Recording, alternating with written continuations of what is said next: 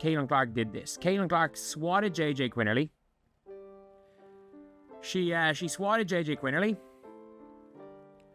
She then screamed in JJ Quinterly's face, got the ball, threw an inch perfect pass Sophie Cunningham, who sprinted, scored late. And by the way,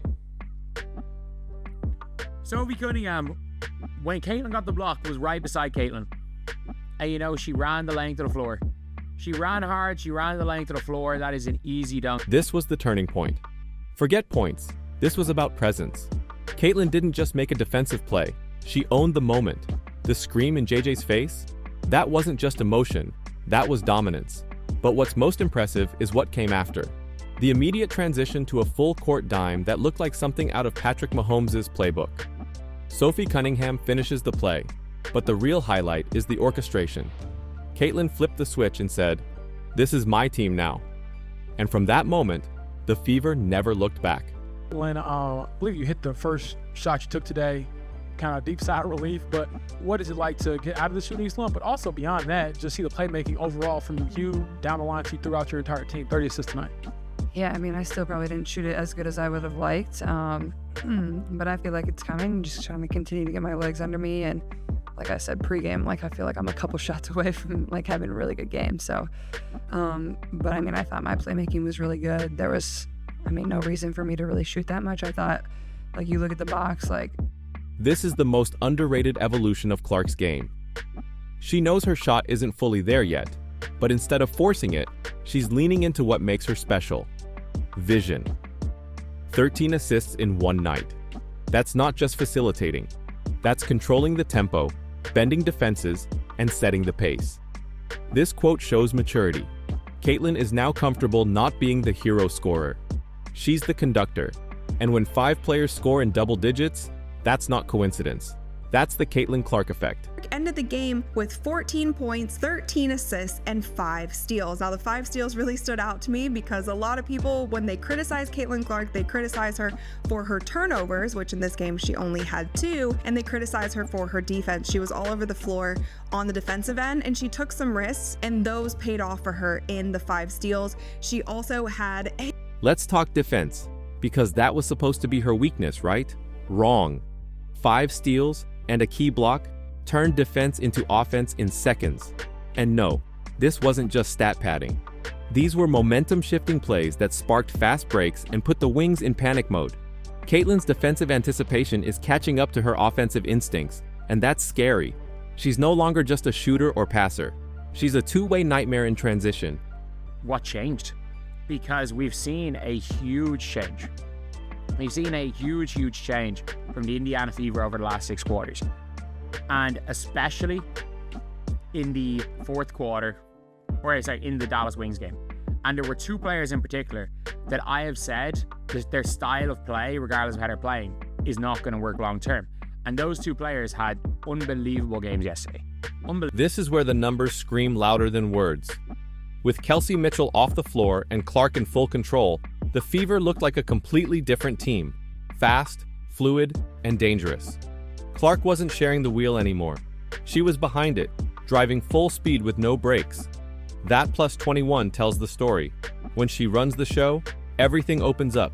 Spacing, cuts, rhythm, even confidence. It was clear. The Fever's best basketball happens when Caitlin is the primary ball handler and decision maker. Caitlin, we talked so much about your offense and playmaking, shot making, but defensively, tied your career out with 5 steals tonight. How you get that first one, though? I think it might have been on Paige, but you come across court, you get it. And how you get that set the tone for the rest of the defense throughout the game? Yeah, well, I knew my team was ready to trap it on this sideline, so kind of just made a read. I saw she was going to throw it to her post player and was able to get my hand on it and got a few deflections out of guard-to-guard switches. So I think just being active, like, you know, I can be a really good defender when I choose to and when I work really hard on it and not conserve energy. So proud of myself in that regard. And, you know, I think this is Clark's self-awareness shining through. She's not pretending to be a lockdown defender. She's saying, when I want it, I can go get it. That honesty is dangerous because it shows she's unlocking yet another layer of her game. It's not just skill anymore, it's choice. And when she decides to clamp down, the ripple effect is massive. Those deflections and steals fuel fast breaks. That's the Fever at their best, and Clark knows it. Her defense doesn't just stop plays, it starts chaos. To me, is a much better one than the Angel Reese-Caitlin Clark rivalry because Paige and Caitlin essentially play the same position. They are both at least guards. Now, I was kind of hoping that Paige and Caitlin would guard one another more throughout this game. That didn't happen too often. Paige had a steal off of Caitlin. Caitlin had a steal off of Paige. So like there was some of that back and forth, but there wasn't really two moments where we got that one-on-one moment between the two of them that I think fans would have gotten really hyped for. But I will say if we are just looking... Let's be blunt. This is the Paige versus Caitlin conversation in one quote. Bueckers had more points, sure, but who controlled the game? Who dictated pace? Who made everyone around them better? Caitlin. What separates her is gravity, the way defenders get sucked toward her, the way passing lanes appear where they didn't exist. That's not just talent, it's system-breaking vision. Paige is great, but Caitlin is generational. The WNBA scoreboard may say 102-83, but the real win was how clearly Clark separated herself in this matchup. She's QB1. She's QB1. Every time she plays, you just have fans of like American football teams being like, can we sign Caitlin Clark to play quarterback?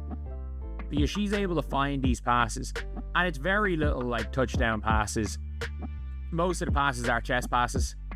Like her ability to throw inch perfect. This is more than just hype, it's truth. The way Caitlin fires off those full-court dimes isn't basketball. It's art. It's geometry.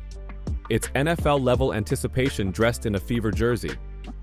Her highlight reel against Dallas looked like Patrick Mahomes with a ponytail, hitting players in stride, threading needles from half-court, and doing it all without breaking a sweat. The ball doesn't just move, it obeys her. And when fans from another sport start asking if she can switch leagues, you know she's doing something historic. The Indiana Fever, but we have only really seen it in short spurts. There have been so many games and so many times throughout this season where it feels like the Fever system is a slow down basketball type of system. Their offense wasn't running smoothly, but in this game, they were playing quick. They were moving the ball around. They had so many points off of the fast break, and they actually broke a league record. The Fever didn't just play fast. They ignited.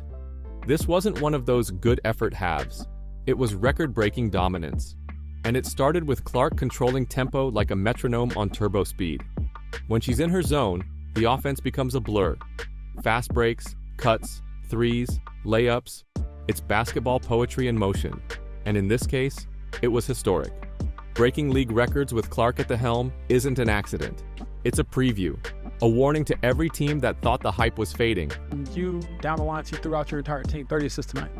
Yeah, I mean, I still probably didn't shoot it as good as I would have liked, but I feel like it's coming. I'm just trying to continue to get my legs under me, and like I said pregame, like I feel like I'm a couple shots away from like having a really good game. So, but I mean, I thought my playmaking was really good. There was, I mean, no reason for me to really shoot that much. I thought, like, you look at the box, like...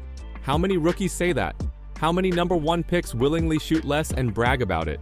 Caitlin's post-game quote says it all. She's playing chess while the rest of the league is stuck on checkers.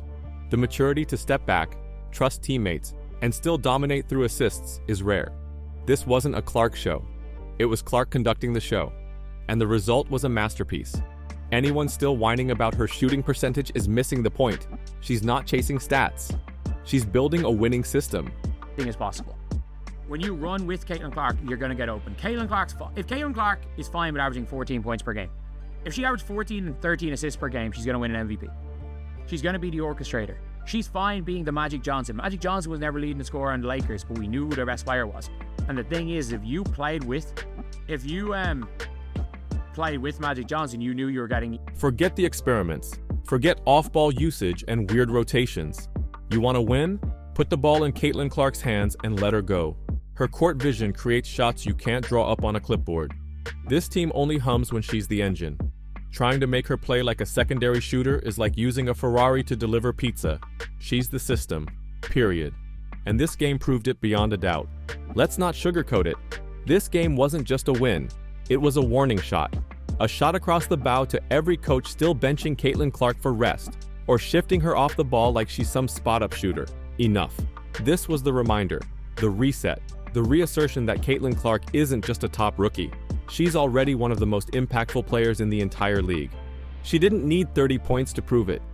She didn't need flashy ISO plays or circus threes. What she delivered instead was a masterclass in control, tempo, leadership, and toughness, all wrapped in a 14-point, 13-assist, 5-steal demolition job. Paige Bueckers? A star, no doubt. But in this game, Clark changed the gravity of the floor every time she touched the ball. And if you're still clinging to box scores to compare these two, you're watching the wrong sport. Let's also address the noise. Every week it's the same thing. Clark turns it over too much. She can't defend. She's overhyped. She's not ready. And then she goes out and drops 5 steals, throws no-look assists, blocks a shot, screams in someone's face, and oh yeah, orchestrates the highest scoring half in Fever history. But sure, let's keep doubting her. This isn't just a rookie finding her rhythm. It's a generational player adapting, adjusting, and evolving in real time under national scrutiny. She's doing all this while being grabbed, held, bumped, and fouled with almost no calls. And yet she keeps going. She keeps finding open shooters, keeps running in transition, keeps making the right play instead of the flashy one. That's not hype, that's greatness. But here's the real question. What happens when the shot starts falling? What happens when Caitlin Clark puts all the pieces together? The vision, the speed, the IQ, and then drops 28 on 60% shooting. Because that's what's coming. This was a bad shooting night by her standards, and she still looked like the most important player on the floor. So now we ask you, is it finally time to admit what this was? Was this the arrival of the real Caitlin Clark? Or are you still waiting to be convinced? Drop your thoughts in the comments below. Did she dominate Paige Bueckers, or was this just a team win? Is she finally being used the right way? Or should the Fever still be experimenting? One thing's for sure, the Fever don't just need Caitlin Clark. They need to unleash her. Every game, every quarter, every possession. Because this version, this quarterback, this leader, this lightning rod, she's here, and she's not done yet.